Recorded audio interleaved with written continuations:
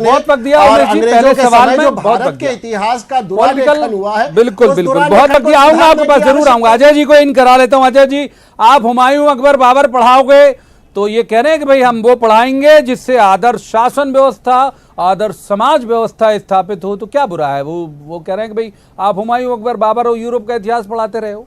देखिए प्रवीण जी, राम हम सबके आस्था और विश्वास के केंद्र हैं। उनका जीवन दर्शन निश्चित ही आदर्श है। उसको जन जन तक पहुंचाने के लिए जो भी कदम उठाए जाएं उसका हम स्वागत करते हैं। लेकिन भारतीय जनता पार्टी ने अगर काम किया होता तो आज राम के नाम की जरूरत नहीं पड़ती। उमेश जी ने दो बातें कही, एक मर्यादा पुरुषोत्तम राम और एक राम राज्य जैसी अवधारणा। तो मर्यादा पुरुषोत्तम राम तो वो थे जिनने पिता के वचन के लिए राजपाट छोड़ा, 14 साल वनवास किया, और आपके नेता ने अनैतिक तरीके से सत्ता पाली। 5 साल इंतजार करते अगर मर्यादा पुरुषोत्तम होते। दूसरी तरफ राम राज्य वो अवधारणा जिसमें जनता के लिए अच्छी शासन व्यवस्था हो। आज मध्य प्रदेश में एनसीआरबी के आंकड़े आज आए हैं जिसमें महिला अत्याचार 20% बढ़े, आदिवासियों में सबसे ज्यादा अत्याचार मध्य प्रदेश में, नाबालिग बच्चों पर सबसे ज्यादा अत्याचार मध्य प्रदेश में, बेरोजगारी दर लगातार बढ़ रही, 2.5 लाख सरकारी पद खाली पड़े हैं। तो क्या ऐसा शासन व्यवस्था राम राज्य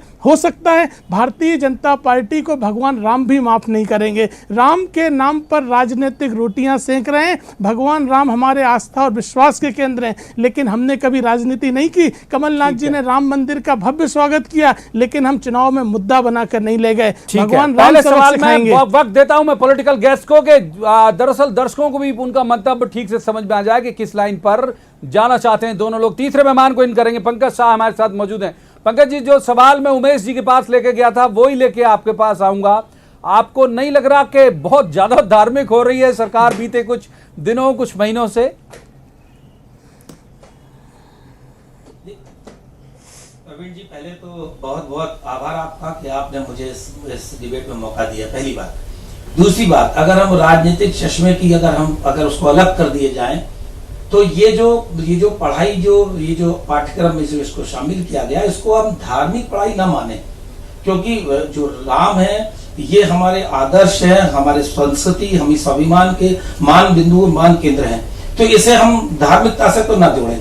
यह आदर्श के रूप में है। जिसमें आप देख सकते हैं कि ये जो रिश्तों का समर्पण है, जो महत्वता है इसकी, और जो रिश्तों की एक के प्रति दूसरे का सम्मान है। आप देखिए कि आप राम जो है वो सम्मान की दृष्टि से पूरे देश में देखा जाता है। सिर्फ इतना ही नहीं, विदेशों में भी अगर आप देखेंगे तो रामचरितमानस को जो है महाकाव्य के रूप में देखा जाता है।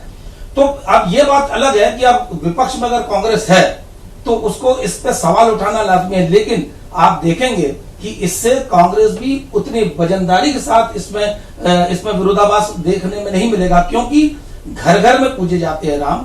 और अगर जीवन मूल्यों की अगर बात करें तो राम से बड़ा कोई आदर्श तो कोई। ये लाइन अंडरलाइन करने वाली है कि विरोध इसलिए नहीं कर पाएगी क्योंकि घर घर में पूजे जाते हैं राम। बात पूरी करिए जी।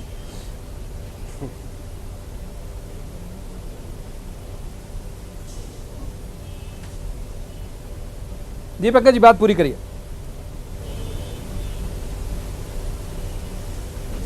हाँ, मैं ये बोलने वाला हूं। तो देखिए, मैं अजय जी से पूछना चाहता हूं कि अजय जी, आप ये चाहते हैं कि देश में राम राज्य आए? अगर वो चाहते हैं कि राम राज्य आए तो हमारी आने वाली पीढ़ी छोटा जवाब देना। राम के जीवन काल को, जीवन के जो मूल्य है।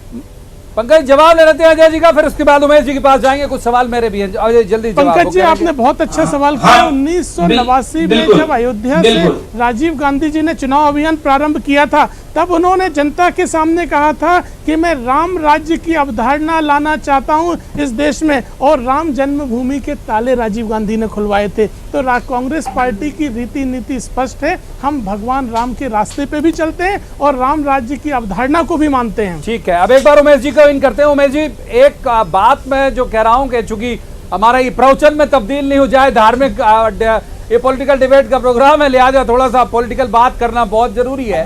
आपके यहाँ मंत्रियों के बीच होड़ सी दिख रही है। आप देखिए कि एक मंत्री जी सिलेबस में शामिल करेंगे, जिसका उल्लेख पंकज जी ने किया कि भाई ये सिलेबस में शामिल होने से क्या फायदे हैं, ये उन्होंने बताया। दूसरा, आज एक मंत्री जी ने कह दिया हम प्रतियोगिता कराएंगे, जो जीतेगा उसे फ्लाइट में लेके जाएंगे, रामलला के दर्शन कराएंगे, वो भी चार्टर्ड फ्लाइट में। अफोर्ड करना बड़ा मुश्किल होता है हालांकि, लेकिन करेगी सरकार। तो ये सब करने से लगता है कि आप सियासत कर रहे हैं उमेश जी।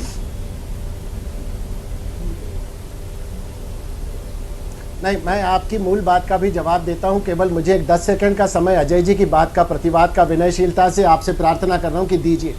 उन्होंने कहा कि राजीव गांधी ने राम जन्मभूमि के ताले खुलवाए थे क्योंकि उनके भीतर राम के प्रति अनुराग था। अजय बाबू, ऐसा नहीं है। शाहबानो के प्रकरण के अंदर सुप्रीम कोर्ट के निर्णय को जिस निर्लज्जता के साथ राजीव गांधी ने पलटा था ना, उस निर्लज्जता के कारण पूरा हिंदू समाज राजीव गांधी के खिलाफ खड़ा हो गया था। बहुसंख्यक भावनाएं आहत हुई थी। एक 68 साल की, है ना। मैं अजय भी, आप जब बोल रहे थे मैं भूल रहा था क्या?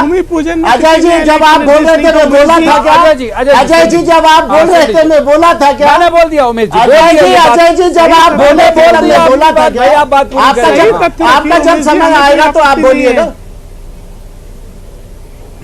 नहीं, मैं सही रख रहा हूँ, मैं सही रख रहा हूँ, और जब आपका समय आएगा आप प्रतिवाद करिएगा। तो मैं सही रख रहा हूँ। शाहबानो के प्रकरण में जो पाप आपने करा था ना, शाहबानो, अजय जी जब आप बोल रहे थे मैं तो बोल नहीं रहा था। चलिए मैं उसको दोहराता नहीं। शाहबानो के प्रकरण में करे हुए पाप के पुलिंदे को धोने के लिए राजीव गांधी ने ये नौटंकी करी थी। एक बात, विषय खत्म। अब आदरणीय, आपका जो मूल प्रश्न था कि मंत्रियों में क्या इस तरह की होड़ क्यों मची है? राम के प्रति सभी की बात होती है किसी के नहीं, आप आपत्तिजनक नहीं है। आप व्यर्थ की बहस कर रहे हैं। आप झूठ परोस रहे हैं चैनल पर बैठकर। अरे आप कौन सा रामराज राजीव गांधी लाते? 1 रुपया पहुंचाता हूँ और 15 पैसे नीचे पहुंचते। ऐसा रामराज्य नहीं चाहिए जिसमें यही रामराज्य लाए थे। राजीव गांधी का यही रामराज्य था।